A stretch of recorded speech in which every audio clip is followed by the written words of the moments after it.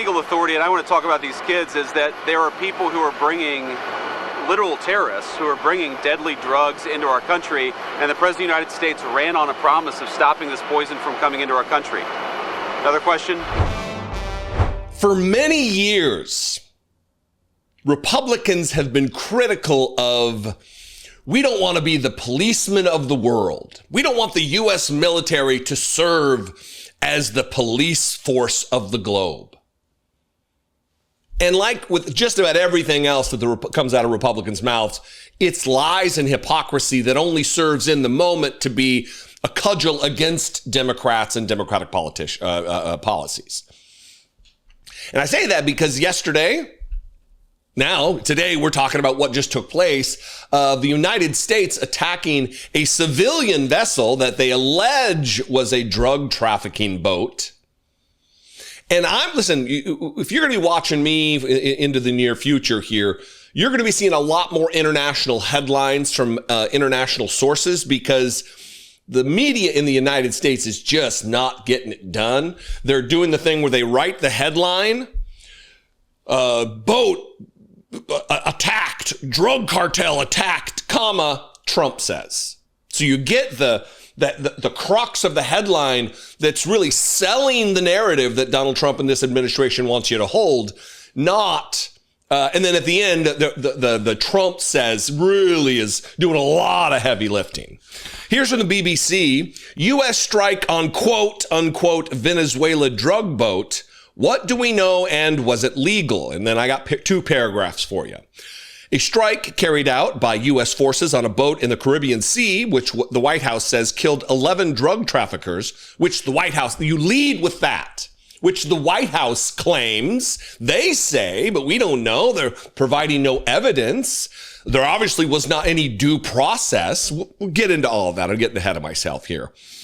May have violated international human rights and maritime law, legal experts have told BBC Verify. President Donald Trump announced on Tuesday that U.S. forces destroyed a vessel which he said had departed from Venezuela.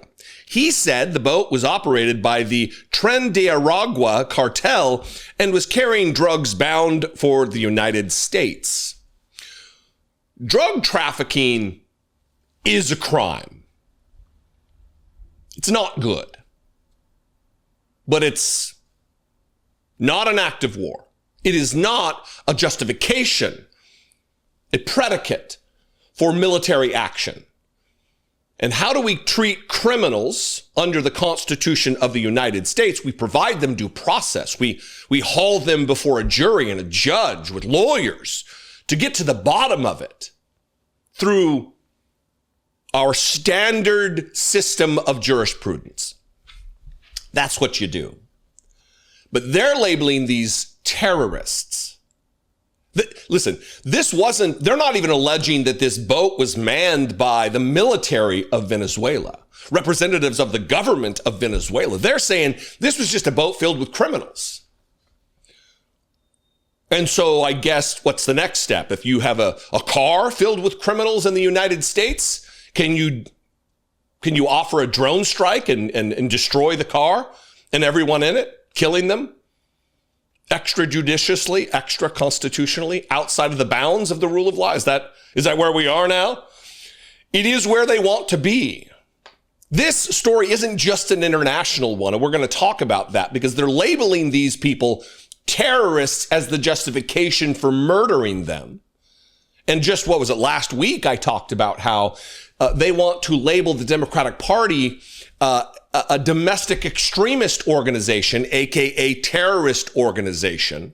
And if this is how they're legally able to treat terrorists, alleged terrorists, what's next for American citizens that they deem terrorists? Here's a look at this Fox News tweet. Watch, the U.S. military destroyed a Venezuelan drug boat in international waters with 11 Tren de Aragua narco-terrorists aboard, comma, the Trump admin says, comma. Like, again, see, that's what I'm talking about. That's the heavy lifting, that comma, and then Donald Trump says. How many lies have we racked up from Donald Trump and the administration over the years? So why are we to believe this? Why would we believe anything Donald Trump has to say about anything when we know him to be a serial, record-setting liar? This was the video. We'll just play the video over my shoulder here that they released. They declassified and released it. There's all kinds of consternation. The Venezuelan government says they can't find any wreckage. They don't believe this happened. There's been accusations that this is AI. You can't believe the Venezuelan government. You can't believe the United States government. So who knows what's true? We do know that JD Vance was directly asked about what legal authority they had to strike this vessel, killing human beings, nearly a dozen human beings, and his answer left a lot to be desired. On the Venezuela vessel strike, what legal authority were you guys working under, and will there be an after report on the strike? Well, I'm sure there's going to be an after report. I mean, the legal authority, and I want to talk about these kids, is that there are people who are bringing literal terrorists who are bringing deadly drugs into our country, and the President of the United States ran on a promise of stopping this poison from coming into our country. Another question? So apparently we now live in the movie The Minority Report. They were doing this, they were going to do this, they were headed to this place, they weren't there yet. We're outside of the jurisdiction of the United States, unless, of course, they want to be the world's police force. What crime was committed? What law of the United States was broken on U.S. soil? There was none. There was none. Notice he also didn't give what legal authority. The legal authority is that there are literal terrorists bringing deadly drugs into our country, and POTUS ran on a promise of stopping that. This is the guy, by the way, who wants the Nobel Peace Prize, who's now extrajudiciously killing international citizens of a foreign country in international waters. Yeah. Listen, Rand Paul, who apparently found some courage within the dark depths of the soul, or the place where his soul used to be, and he actually gave the correct answer on this. He stumbled onto the truth and was on Newsmax talking about it. This is why, spoken by one of the worst guys you know, this is why we don't do this. This is why it's not legal. He gives the accurate constitutional answer about this. The fact that U.S. officials describe the individuals killed by the U.S. strike as narco-terrorists does not transform them into lawful military targets. The U.S. is not engaged in an armed conflict with Venezuela or Trinidad. The strike runs afoul to the right to life under international human rights law. So the president basically said that these guys are terrorists. You can kill terrorists. You can't, I guess, kill drug dealers just for dealing drugs, right?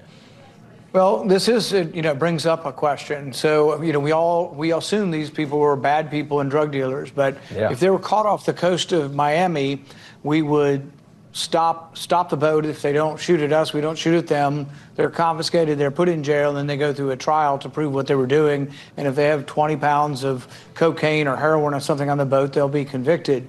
The reason we have trials, though, and we don't automatically assume guilt is, what if we make a mistake and they happen to be people fleeing Venezuela, the Venezuelan dictator?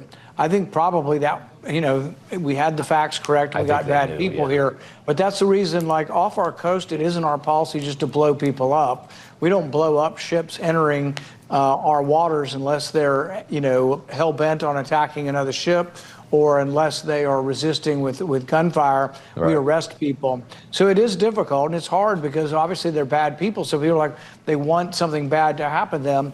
But typically, even the worst people in our country, if we accuse somebody of a terrible crime, they still get a trial, basically. They get a lawyer, they get their day in court. Yeah.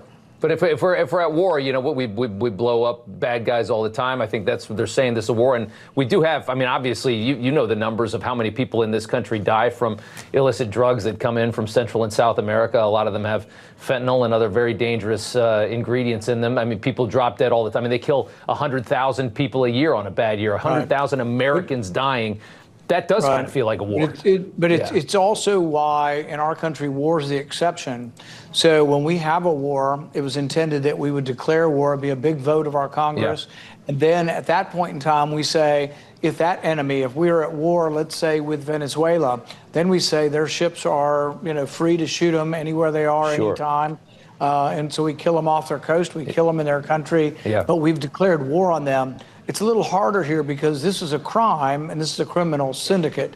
So look, once again, no love lost for the people who died that are trying to infiltrate our country with this filth. But at the same time, you have to realize it's not as simple as it may sound that, oh, let's just kill drug dealers, because sometimes you have to figure out who people are before you kill them. That's the problem. Now, did you hear the reporter? The president says they're terrorists.